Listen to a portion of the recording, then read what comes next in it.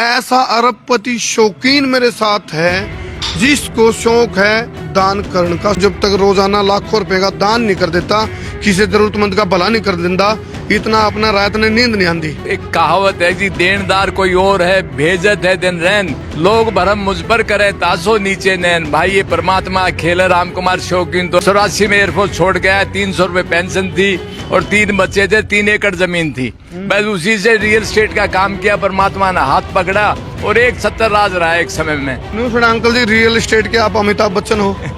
ये प्रभु की कृपा है, जो भी कुछ है परमात्मा है, मैं तो उनका एक छोटा सा प्यादा हूँ। आपने कर्त प्रेरणा मिली दान करने? सर ये हमारी हिंदू मैथोलॉजी ये कहती है, परमात्मा ये कहता है कि मेरे ऊपर 1 रुपया खर्च हो गया तो मैं 10 रुपए दूंगा। कोई एजुकेशन में बाहर जाने वाला आ गया, उसने कहा कि बाबूजी मेरे को ये इतने की जरूरत है और मैं कमाने लग जाऊं तो आपके उल्टे कर दूंगा। तो हमने ये की कहा कि बेटा कभी तेरे जैसा कोई आदमी वापस आए ना तो उसकी मदद कर देना, मेरे पैसे उसी दिन वसूल हो जाएंगे। राम कुमार शौकीन है, सोमेश शौकीन जो आम आदमी पार्टी के जो प्रत्याशी हैं मटियाला विधानसभा से, और उनका बाबू है, और उनका बाबू किसी में काबू नहीं आ रहा। तो उसने ये कहा कि मैं राजनीति में आके कलम की ताकत से और मैं लोगों की सेवा करूंगा। मेरा और कोई ध्येय नहीं है कि आपने मेरे ऊपर कोई कर्जा नहीं छोड़ रखा, कोई तकलीफ नहीं है। मैं आपकी बिजनेस को ज्वाइन करता तो मैंने सोचा कि भाई ये लोगों की सेवा करूं और उस कलम की ताकत से मैं लोगों के काम करूं, तो इसलिए राजनीति में आया। ये धन कमाने के लिए नहीं है, राजनीति कई पर्पज से होती है जी। कोई धन कमाता है, कोई और कुछ कमाता है, पर उनको ये पता है कि ये लड़का किसी की चौनी भी नहीं लेगा। और 5 साल उसका रिकॉर्ड रहा है, अगर उसने किसी सरकारी कर्मचारी से या किसी उससे 10 पैसे का भी किसी से वो चंदा नहीं लिया या कमीशन नहीं लिया, तो यही उसमें थोड़ा सा प्लस पॉइंट उसके साथ चल रहा है। अभी अच्छा लड़का है। ऐसा अरबपति शौकीन मेरे साथ है जिसको शौक है दान करने का। शौकीन आदमी है, नाम राम कुमार शौकीन है, मेरे साथ मौजूद है। अंकल जी एक बार राम राम मान दो। राम राम जी। और अंकल जी एक्स एयरफोर्स यानी कि एयरफोर्स से रिटायर्ड है। 71 की जो लड़ाई हुई थी जी, बांग्लादेश यानी कि पाकिस्तान का जब टुकड़े करे थे, बांग्लादेश अलग बना था, तो उस 71 की लड़ाई में भी शामिल रहे अंकल जी। इसलिए उस लिहाज से एक इनके अंदर जिगरा तो होएगा जी। बिल्कुल जिगरा है, जिगरा है जी, जज्बा है देश की सेवा करने का। अंकल जी पीछा होना, पीछा कमाना बड़ी बात को नहीं, पीछा हो और नियत ना हो दान करने की। आपके बारे में जो मेरे पे इनपुट है भी, राम कुमार शौकीन जी के ऐसे शौक है भी, उसको जब तक रोजाना लाखों रुपए का दान नहीं कर देता, किसी जरूरतमंद का भला नहीं कर देता, इतना अपना रात ने नींद नहीं आती।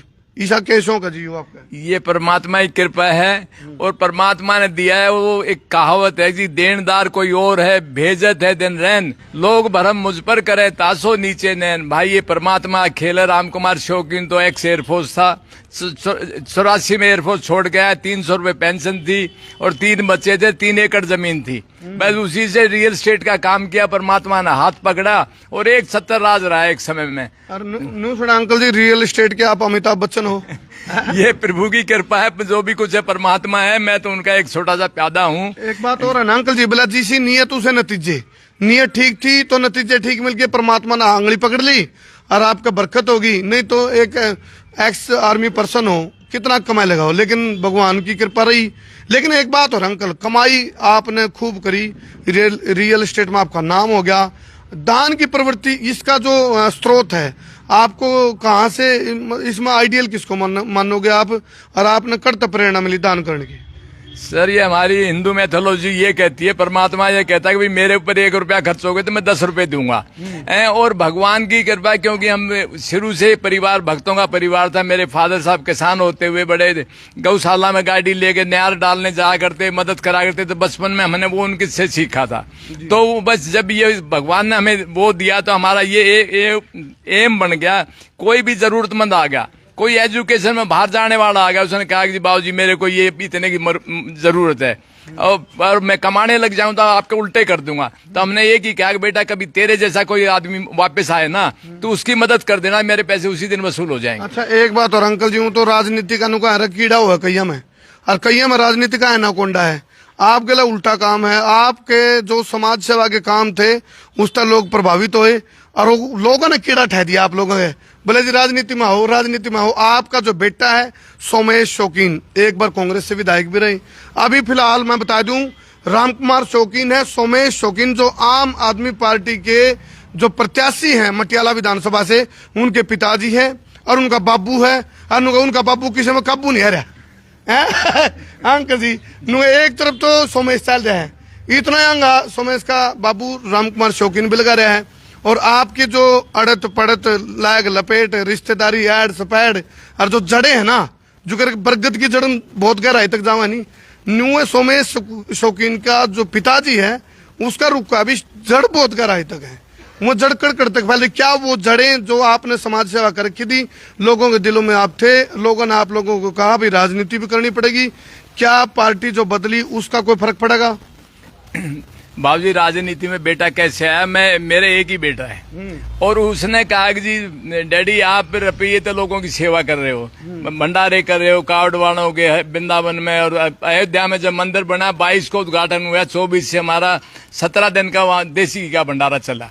तो ये परमात्मा वो है। तो उसने ये कहा कि मैं राजनीति में आके कलम की ताकत से और मैं लोगों की सेवा करूंगा, मेरा और कोई ध्येय नहीं है कि आपने मेरे ऊपर कोई कर्जा नहीं छोड़ रखा, कोई तकलीफ नहीं है।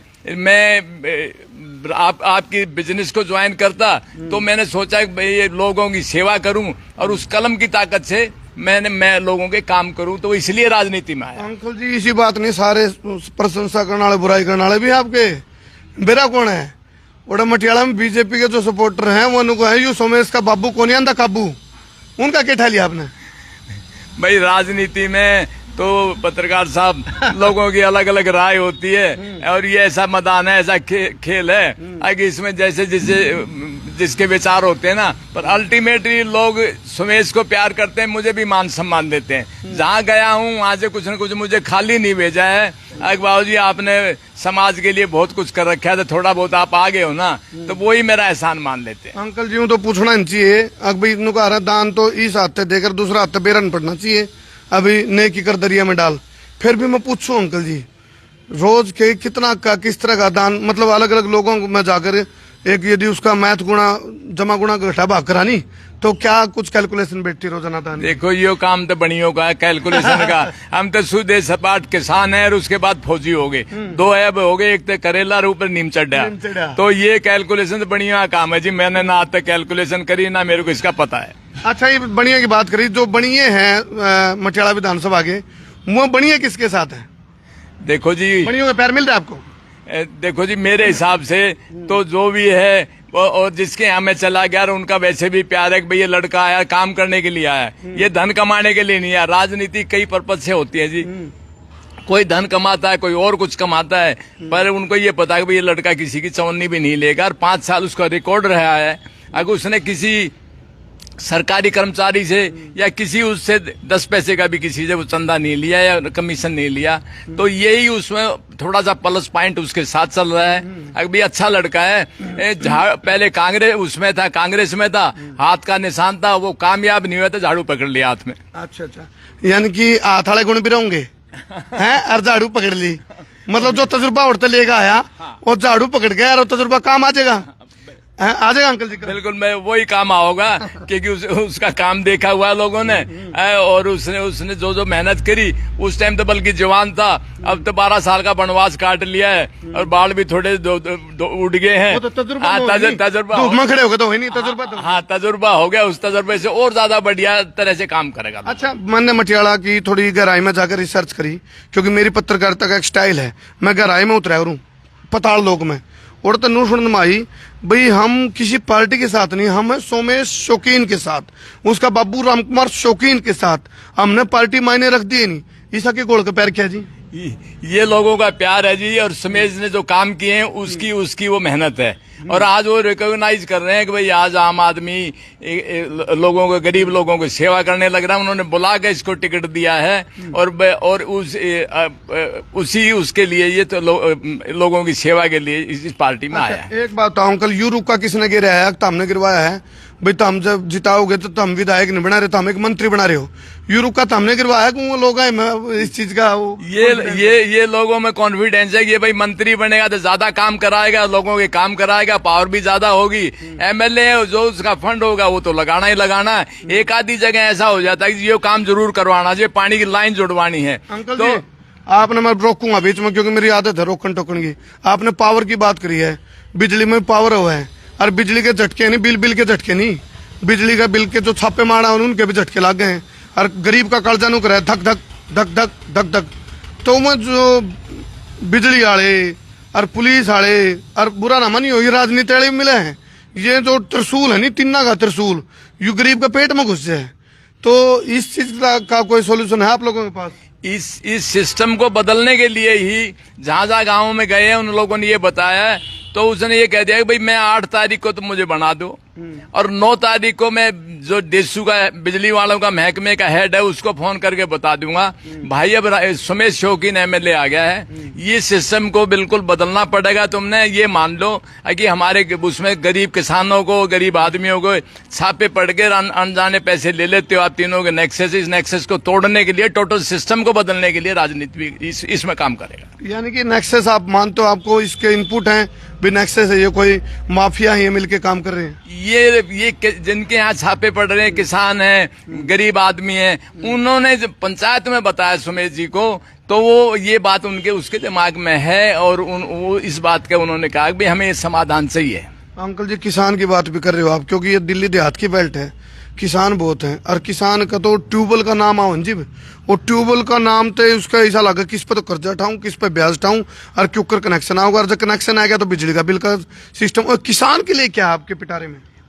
सुमेश जी ने पंचायतों में जहाँ किसानों के, क्योंकि देहाती है हमारा सारा किसान बेल्ट एरिया है साहब, उसमें जितने यादव जी हैं और जाट भी हैं और पंडित भी हैं और SC ST को भी जमीनें मिली हुई हैं, तो सारे मोटा मोटी किसान ही हैं, देहात है।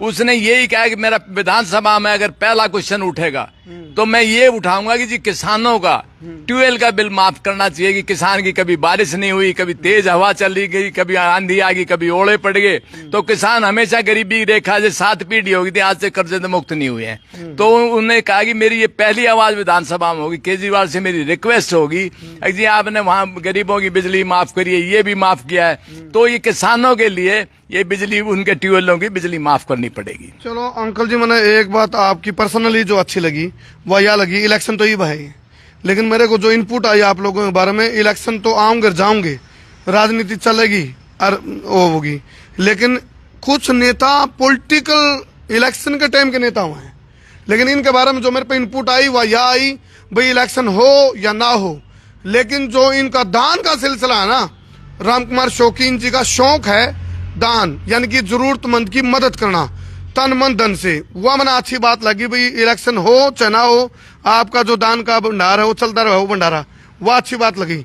लेकिन एक समस्या है, जिस मुद्दे पे आम आदमी पार्टी चुनाव लड़ती है, चाहे एजुकेशन का मुद्दा है, बिजली का मुद्दा है, हेल्थ का मुद्दा है, किते किते वो सिस्टम है नहीं कहने के कुछ पावर, जब प्रैक्टिकल चीज चला, क्योंकि एक नेता की जिम्मेवारी बनती है, कोई आम आदमी पार्टी से कोई विधायक बन गया तो उसकी जिम्मेवारी बनती है मोहल्ला क्लिनिक नाम का नहीं हो, कदे प्लेट लग रही हो मोहल्ला क्लिनिक की, वो चीज मैं चाहता हूँ, मतलब वह चीज एक अलग खूबी, एक नेता की खूबी होनी चाहिए, वह मैं आपसे कमिटमेंट कराना चाह रहा हूँ पब्लिक को, क्योंकि लाइव आपको देख रही है।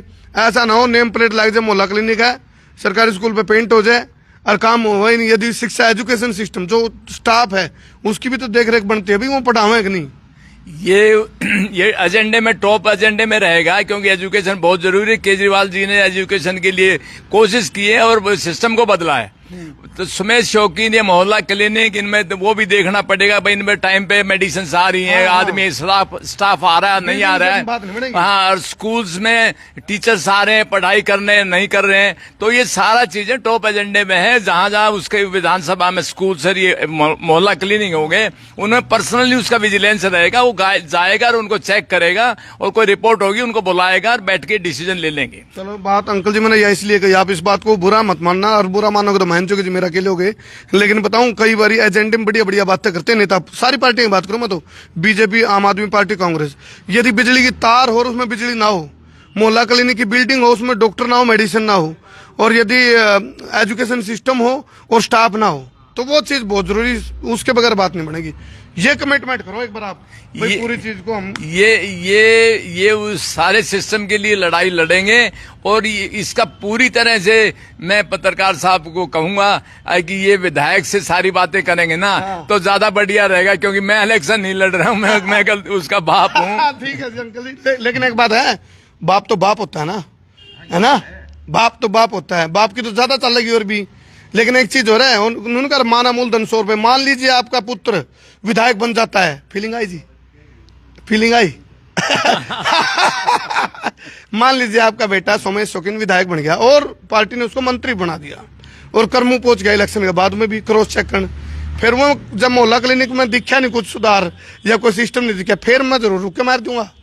यह बात मेरी ये अब क्योंकि हमारी प्रेस जागरूक है, उसी के कारण तो ये विधायक जो उनकी सुई डगर मगर होती है ना तो कर्मू भाई उनका लाठी लेके पीछे हो लेता है। सोमेश नहीं, मैं सोमेश का बापू न पकड़ूंगा और फिर मैं सोमेश का बापू कर लिया काबू, कोई दिक्कत होगी तो इब्बे गले गले दूर करावांगे। ठीक है ना अंकल जी? बिल्कुल, ये मैं आपको अश्योरेंस दे रहा हूँ कि कहीं कुछ तकलीफ हुई और भगवान के ने जो मेरे को कुछ दिया, अगर उस फंड से कहीं जरूरत पड़ी तो मैं आपके साथ खड़ा हूँ, बिल्कुल सेवा करूंगा। चलो, ये बहुत बड़ी कॉन्फिडेंस के साथ रामकुमार शौकीन ने बात करी और ये ऐसे शौकीन है, इलेक्शन हो ना हो लेकिन इनका दान का भंडारा चलता रहा है और ये इनकी ख्याति उस दिशा में इनको बढ़ाने लग रही है, जिसकी वजह से लोगों ने इनको बार बार बोल के ये कहा भाई आप लोग राजनीति में आओ जी, नहीं तो नेता नु आ रहे हैं बोले मैंने राजनीति में ले आओ। यहाँ उल्टा है, लोगों ने मटियाला के लोगों ने कहा भाई राजनीति में आप आओ और उनका कहना पे ये आए और उसका नतीजा यूं मिला कि भाई जो इनके साथ लोगों का प्यार है वह इनकी ताकत है और कॉन्फिडेंस हाई लेवल पे है। अब ये देखना पड़ेगा 8 तारीख में ये कॉन्फिडेंस ये दिखेगा, ये कॉन्फिडेंस है या और कॉन्फिडेंस है, वो तो 8 तारीख ने मेरा पड़ेगा अंकल जी। हैं? बिल्कुल आप ठीक कह रहे हो। ये तो अपील करना चाहते हो तो आप अपील करें। बस मैं यही अपील करूंगा कि जो भी हमारे भाई उस कॉन्स्टिट्यूंसी में है, बड़े छोटे बुजुर्ग तो बहुत आशीर्वाद दे रहे हैं, बच्चे बहुत हमारा सम्मान करते हैं, उनसे यही रिक्वेस्ट होगी कि भाई इसको विधायक को वहाँ बना के भेजो तो आप लोगों की देहात की आवाज को उठाए। आपका बच्चा, आपका भाई है, आप उसके कॉलर पकड़ के भी काम करा सकते हो। कोई 19-20 हो तो मैं बैठा हूँ, तो इन्हीं चलो ये भाई अंकल जी ने अपील कर दी, याना श्याना छोड़ छिंदा बड़ा छोटा बूढ़ा ठेरा अगर पड़ोसी मित्र प्यारा सब तो अपील कर दिया है। अब आप देखो, आपने निर्णय लेना है, जाति पाति पार्टी धर्म संप्रदाय इससे ऊपर उठ के निर्णय लेना है और वो भी ये निर्णय लेना भाई आपका एरिया के लिए उपयुक्त कौन, कमेंट करके बता दियो। बहुत बहुत धन्यवाद।